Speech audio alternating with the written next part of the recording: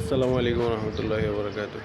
ওই শিক্ষা দিয়ে কী লাভ? যেই শিক্ষা অর্জন করার পরেও আপনি জালিমের জুলুমকে অস্বীকার করতে পারবেন না বা জালিমের জুলুমের বিপক্ষে দাঁড়াতে পারবেন না।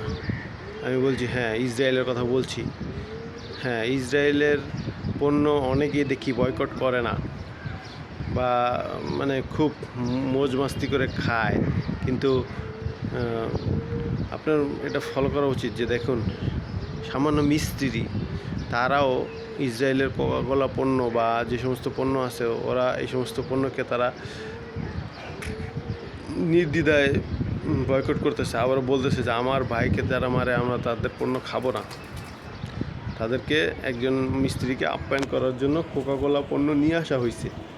সেই মিস্ত্রি ভাই রেগে বলতেছে যে আমার ভাইকে যারা মারে তাদের পণ্য আমরা খাবোই না। তো অথচ অনেক শিক্ষিত দাড়িওয়ালা টুপিওয়ালা পাঞ্জাবি পরা অনেক হুজুর আছেন, বলেন ঠিক আছে যে ইসরায়েলের পণ্য বয়কট করা উচিত, কিন্তু দেখি যে ওনারা কেনার সময় ইসরায়েলি পণ্যটাই খুঁজে খুঁজে কিনেন। তার মানে কি, আপনি জেনে শুনেও এই জুলুমের পক্ষ নিচ্ছেন, যেটা আপনার কিয়ামতের দিন আল্লাহ তাআলার কাঠগড়ায় আপনি জুলুমকারীদের কাতারে গিয়ে পড়বেন। যদিও ইসরায়েল বর্তমানে দেখা যাচ্ছে যে ওদের দেশের ভয়াবহ দাবানল, আল্লাহ বলেছেন যে আল্লাহ ছাড় দেন, ছেড়ে দেন না।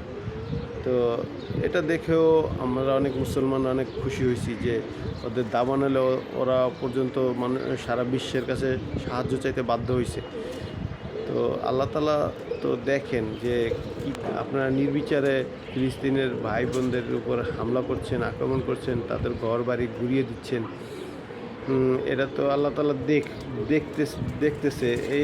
এরকম আমি আজ থেকে অনেক বছর যাবতই দেখতেছি, ছোটোকাল থেকে দেখতেছি যে এদের জুলুমের মানে শুরু আছে, শেষ হয় না। বছরকে বছর প্রতি বছরই লাগে যে মনে হয় তারা মানুষ বর্ষপূর্তি করে, আর ওরা জুলুমের বর্ষপূর্তি করে। প্রত্যেক রোজার সময় দেখা যেত ওরা মুসলমানদের এই ধর্মীয় অনুভূতিতে একেবারে খুব সুন্দরভাবে আঘাত হানত, যেটা অনেক কষ্টকর লাগতো সাধারণ মুসলমানদের। আমাদের অনেক কষ্ট লাগে, বিশেষ করে রমজান মাসে যখন আমরা সেহেরি রোজা ইফতারি করি, লাইলাতুল কদরে আমাদের মুসলিম ভাইরা বাইতুল মুকাদ্দাসে নামাজ পড়তে যায়, তখন এই ইসরায়েলের সৈন্যরা ওদেরকে বাধা দিত নামাজ পড়তে যাওয়ার জন্য। আর এগুলো দেখে দেখে আমাদের অনেক খুব কষ্ট লাগতো, যেটা আমরা ভাষায় প্রকাশ করতে পারতাম না, শুধুমাত্র আল্লাহ তাআলার কাছে কান্নাকাটি করে বলা ছাড়া। তো আল্লাহ তাআলার কাছ থেকে তো বলতে এই পর্যন্ত আল্লাহ তাআলা কবুল করেছেন। এই জন্য দোয়া করি যারা ইসরায়েলের যারা আছেন তাদের যাতে আল্লাহ হেদায়েত দান করেন, এমনকি যারা এদেরকে সহযোগিতা করছেন তাদেরকেও আল্লাহ তাআলা হেদায়েত দান করেন। কারণ জুলুমকারী বেশি দিন টিকে না। আপনি জুলুম করতে করতে হয়তো অনেক বছরই জুলুম করতে পারবেন, কিন্তু একটা সময় তো আপনার এটা থেমে যেতে হবে।